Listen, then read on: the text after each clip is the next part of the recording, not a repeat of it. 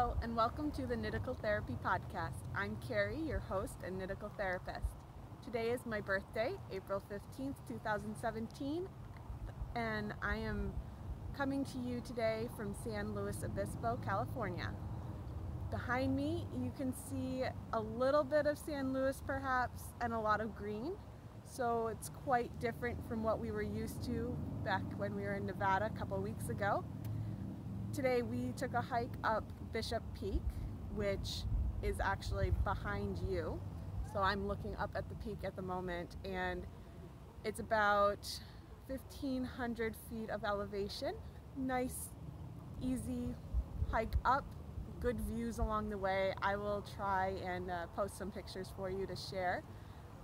We really enjoyed the hike. This was our first time, and it was a busy day here because it's such a nice day. It's a Saturday, so of course a lot of people are out and enjoying the weather. I don't have any of my knitting with me right now. I will be sharing that with you from a different location later today. I do want to talk a little bit about our cooking adventures that we've had this week. Let's see, where do I start? We did do our sourdough starter.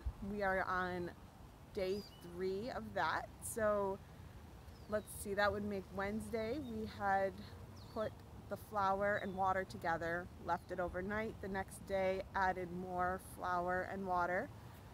And tonight we will be doing that for the 4th time.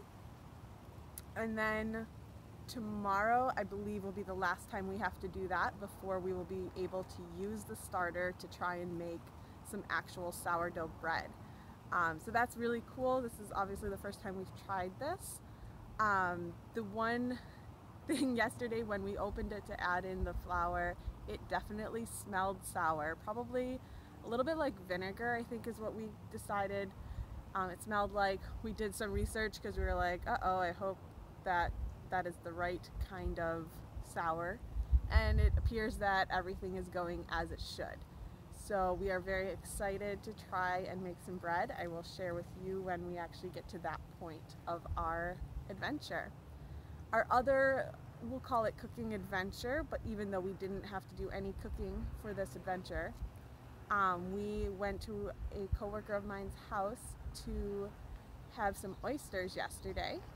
And neither of us are big on seafood in general. We tend to eat more chicken, steak, veggies, but seafood in general just has never been a thing either of us have eaten. So we were going quite out of our comfort zone in trying these. So we got some fresh oysters from Grassy Bar Oysters, and we tried them. You know, they were picked right out of the bay that morning, as far as I know, and we opened them up, added just a little bit of lemon. They suggested 1 drop of lemon. I put 4 or 5 drops because, well, I figured more couldn't hurt, right? And it was good. It was actually something I enjoyed. I don't think I would pursue it on my own yet, perhaps, but if I was somewhere where people were eating oysters and they were available to me, I would probably eat 1 or 2 and enjoy them. And so that was pretty fun and exciting to try. I brought home my oyster shell. We did join a co-op, a climbing co-op, which I had never heard of. It's kind of a cool idea. So like any other co-op, by becoming a member, you technically own part of the business, and therefore the climbing gym is actually open for 24 hours to members, and can be kind of a fun place for people to go and climb indoors. There's also a lot of climbing in this general area. Actually, right here on Bishop Peak, there are some places to go climbing. We haven't gone yet, but we might explore that at a later date as well.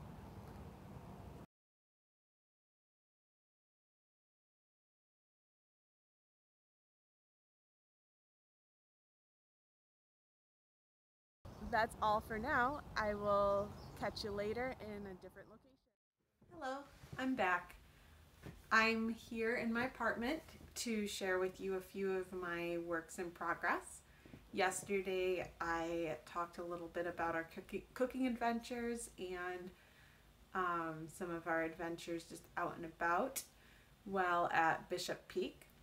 Today we went to Hearst Castle, which is an area up in San Simeon, California, where it's just thousands of acres that this guy William Randolph Hearst purchased back in the 1920s. Or I'm sorry, it was his father, I think, who maybe had initially purchased it, and he inherited it down the line, and he ended up building this gigantic, they call it a castle, but house where he would invite people to come over, hang out, and just entertain them. And he had a zoo on the property, including zebras who are still there today.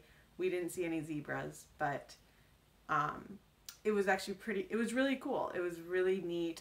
I honestly initially was like, a castle built by some rich guy?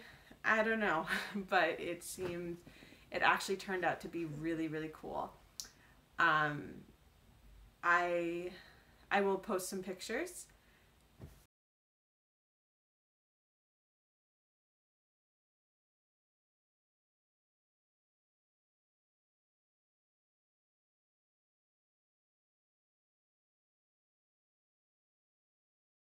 So I hope you enjoy those. So as far as works in progress, I haven't done too much knitting this week. I don't know what happened, but I mean, it was my first week at my new job, and so when that happens, I usually come home exhausted. And then, I don't know, the week just ended, and I was like, oh my goodness, I haven't knit hardly at all. So the two things I did work on, you've seen before. So I worked on my Christmas socks. Here we are. Last time I was just before the heel. So I did quite a bit on these, and this was done probably the last couple of days. I'd done the heel shortly after I recorded last week, and then today and yesterday while in the car, I did the rest of the cuff. I enjoy having socks for driving because they're nice and simple. I don't have to think about them. If the road gets curvy, I can still watch the horizon, and I don't have to worry about counting stitches, following a pattern, and I don't tend to get car sick unless it's super curvy, and then I just have to put the knitting away. That's pretty much it for that one. I think I'm about an inch or two away from being done with that one, and that's exciting because those are my Whip 2017 in the Butt Cal project, and that's hosted by the Downseller Studio podcast. So that would be exciting, as it's only about halfway through the month. I can hopefully get those done for that, and they have some cool prizes, so you should go check those out. So the next thing I've been working on is my Ocean Bound, which you have also seen this before. Let's see. I'm not too much further on this one. I believe I'm only a few rows more. Again, I've been busy at work. I had my first week, which the first week of work is always so exhausting. You're trying to figure out how they work, what you're doing, even though my basic job is the same no matter where I go. Every company runs themselves a little different and everything like that. So this is made out of Space Cadet yarns. I've got two colors. So one is for the garter stitch, one is for the lace. I'm almost done with the garter stitch. I only have 1.5 more sections to go. So hopefully this will be something that I can get done soon. I'm really enjoying it, but I think it would be fun to wear as well. I don't really wear shawls too often, but it's something that maybe if I had the right one, I would be more likely to wear them. So let's see.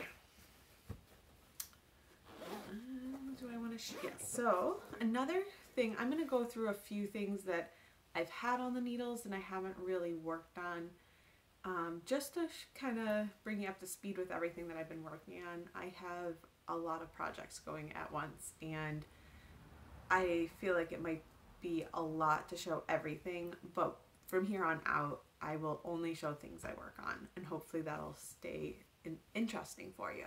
So you've seen this one before. This is a baby blanket for my friend back in Buffalo.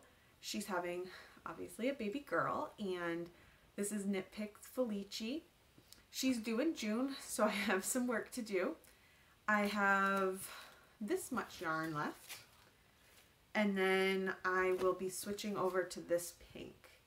This is Stroll Fingering Dogwood Heather, and I just think it's a nice little contrast. I don't have any more of this Ever After, and I certainly don't have enough Ever After to make the whole blanket.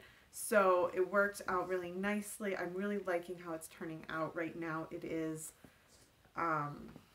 probably, see, I have 4 of the Dogwood Heather, so I'm thinking I'm probably about 1/3 of the way through the blanket. It might be kind of a small blanket, but I'm hoping it'll at least be useful for her. This is living in a Zigzag Stitches bag. This is a bag maker from Canada. Has a nice loop to loop over your arm. I like to clip them together with a carabiner. As I said, I always have a lot of projects going, so it's kind of nice to just have something that I can take all of my project bags, hook them together, so I don't put one over here, one over there. Keep them kind of all together. I really, really enjoy her bags. I think she makes really well-made product. This is obviously a boxy bag. This is one of her larger sizes. I can't remember if she has one bigger than this or not. But this is, I like to use this for shawls. I'm using it for the baby blanket. And I can fit the 4 50-gram skeins as well as the work in progress in there. So that's pretty nice. It's a good size for that. I have 2 of those of that same size actually, so this is my other one, also by her. Again, she makes a really nice product. It's very well made. The contrasting colors are always really neat, and I think honestly I'm really surprised that more people don't talk about her in the knitting world. I haven't heard anybody else talk about her on a podcast, and I think she deserves some people checking her out.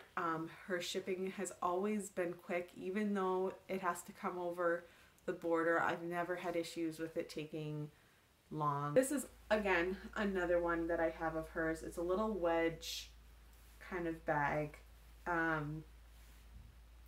And again, it's just, I mean, it's that same quality, has a nice contrast color in it. And yeah, I just really, really like her bags. I think that she doesn't get enough people talking about her. So let's give her a look and see, maybe you'll like some things that she made.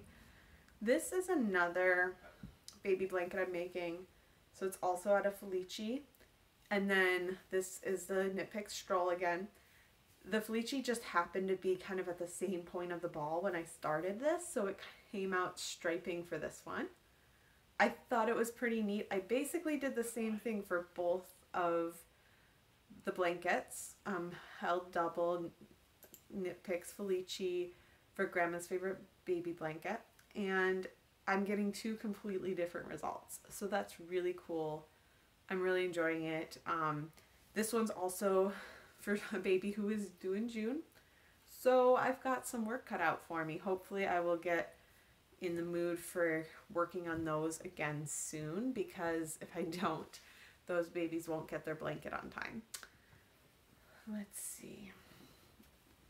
One thing with this blanket I was planning on doing some of the gray and then doing another stripe, but I just decided that I felt like that was too much difference. Like I thought it was initially, I was like, oh, maybe it would be a fun podcast, like fun contrast, but I just think it's too crazy. It's just too wild for me. So these will probably become a pair of socks. This is a Fleechy Lost Lakes color. I've seen a few people knit them up. They look really nice as socks. So I'll probably just end up doing that with those, and maybe soon. Let's see. The next project I have is A Color Affection by Vera Valimaki. I'm making this out of, let's see, Cascade. That's what it is. Cascade Heritage sock yarn, actually. Fingering weight. So this is actually the side, the outside, not that you can tell.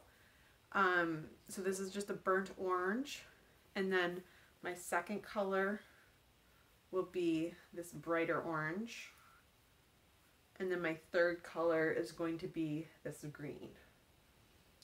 And so I think that the brighter colors are going to make it look really nice. They're not necessarily colors that I'm drawn to naturally. You know, I don't really remember why I bought those specific colors.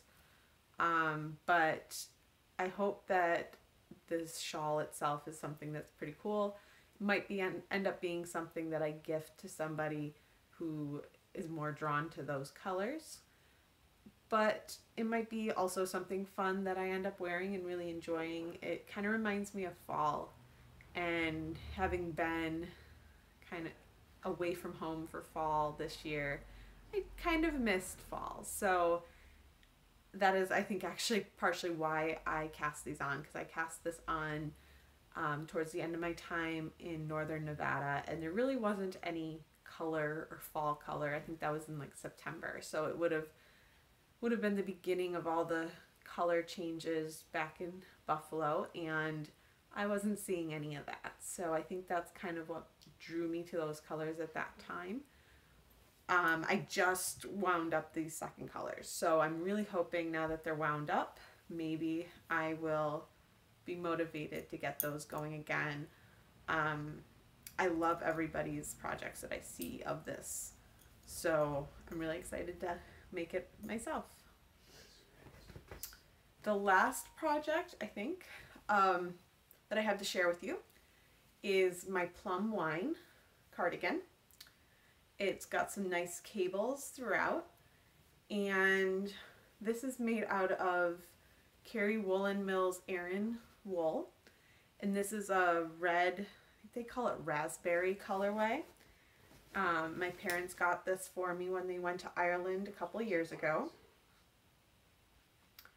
I really, really love it. I can't remember if I had shared this with you on the first podcast or not.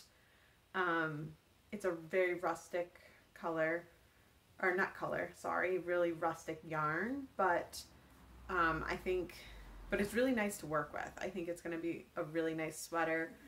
I'm hoping that I have it done before it's too warm to use it. So even though I'm in California right now, it is actually chilly. You can see I put a jacket on to record this third part here. But you know, it is chilly enough that I probably could still wear a sweater, and we'll see. I still have a decent amount with the sleeves and the button band, the two most dreaded parts of a sweater. This is only my second sweater that I've made that actually has sleeves. I've made one that's kind of more of like a vest. I think it was actually called Bolero, so it was kind of like a bolero vest type of thing, and it was actually a very similar color to this now that I think about it, and I really enjoyed wearing it. I left it at home because I didn't need it in Nevada when I had moved out, but it was kind of a cop-out to call that a sweater, because you basically made a vest and it was wide enough that it kind of hung over your shoulders a little bit. And so therefore I called it a sweater. And I had to buy like 3 skeins of yarn rather than 1. So, hey, sweater's quantity, right? So I think that's one of those things where I'm still just a little slow with the sweaters, but that's okay. I'm really loving how this is turning out. It fits well. I have tried it on just as a vest and it fits well. So hopefully I will get motivated to work on that again soon. Something I want to share with you. I have here a yarn bowl. My mom got me this for, well, Mom and Dad got me this for my birthday, which was yesterday. This was made by Lickin' Flames. It's pottery of some sort. They have a whole lot of information on their website about the different techniques they use. I saw these initially at the Vogue Knitting Live, and I just wasn't sure about it and wasn't sure if I wanted to buy one. And then I kept thinking about it. They actually ended up sending me a coupon code. So then I forwarded that over to my mom and said, hey, if you need any ideas, because, you know, parents are frequently looking for ideas. So that was something I got for my birthday that was yarn related. I'm really happy with it. I haven't tried it with 2 yarns, but I do think it's big enough. Like, so right now I've just got the 1 ball of yarn, but you can see there's a lot of room there. So I could probably get 2 skeins of yarn in there pretty nicely, and it would maybe help them stay untangled. Who knows? But yeah, that's about it for the knitting. Lastly, I do have a quick update on the cooking adventures, and let's see. So tonight I made an apple cake. It was just a real simple recipe I found online. I will post that on the website, kniticaltherapy.com. And I made it in a springform pan. It had cream cheese in it, which I think was was the main ingredient that I was kind of surprised by.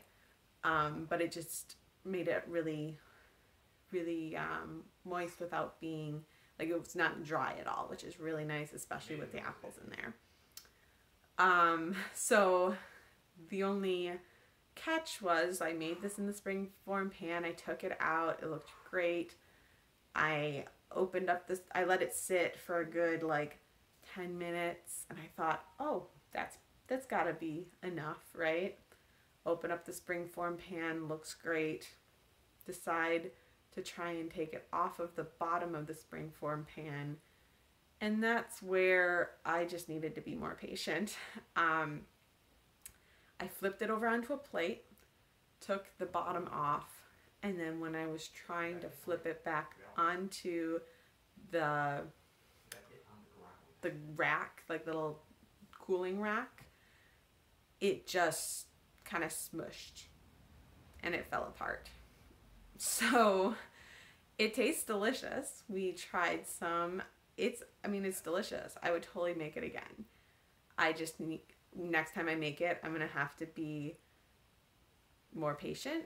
Maybe I could throw it in the fridge or the freezer for a little bit to kind of cool it and set it a little better before I start taking away the springform pan and everything. I'm not sure, but either way, I'm going to have to be more patient with it. It was a fun trial of the use of the pan. I do really enjoy the way it turned out as far as being able to present the cake without a pan, which is, to my knowledge, the big benefit of a springform pan. And yeah, hopefully I'll get better at that. I am going to share it at work tomorrow. I don't think anybody's going to care that it doesn't look perfect. It tastes really good. And in my opinion, that's all that really matters. So that's that with the apple cake. We are at the last day of the sourdough bread starter. So at this point, it's done. It's made. We just are going to have to make a leaven, and then that has to sit overnight, and then we have to do some other things with it. We don't have a proving basket, which I think we probably could get away without one, but we ordered one anyways off of Amazon. So that's on its way. And so we are going to keep our starter, and I think we can keep it alive for some time in the fridge and just kind of go from there. Maybe make the leaven tomorrow, and then the proving basket will be in on Tuesday, and we can make some bread. So yeah, that's exciting. I think that's about it for tonight. It's getting a little late. But you can find me on Instagram and Ravelry as Knitical Therapy. We have a group over on Ravelry called Knitical Therapy. And let's see, Goodreads, I'm Kay Willa. My website is kniticaltherapy.com. And over there, I'm actually going to be putting up a post where I'm looking for suggestions for a name for our mascot. There's a picture there and also on the Ravelry group of our mascot, and I would love for you to give me some ideas for what to name the mascot, because I'm just not creative at that. I probably could come up with a name, but I'm sure you guys could come up with something better. So send me some suggestions. Probably what I will do is pick a few and then do a poll. And whoever suggested the one that wins will probably get a prize. Not sure exactly what, but yeah, so please send me your suggestions. Additionally, if you subscribe below and go join the Ravelry group, at some point I will be doing a contest for, I'm not sure if I'll do it at 50 or 100 subscribers or members, but keep your ear out, subscribe so you know when my next show is out, and thank you so much for watching. Please come back next week as I share with you my knitting and cooking adventures. Thanks. Have a good one.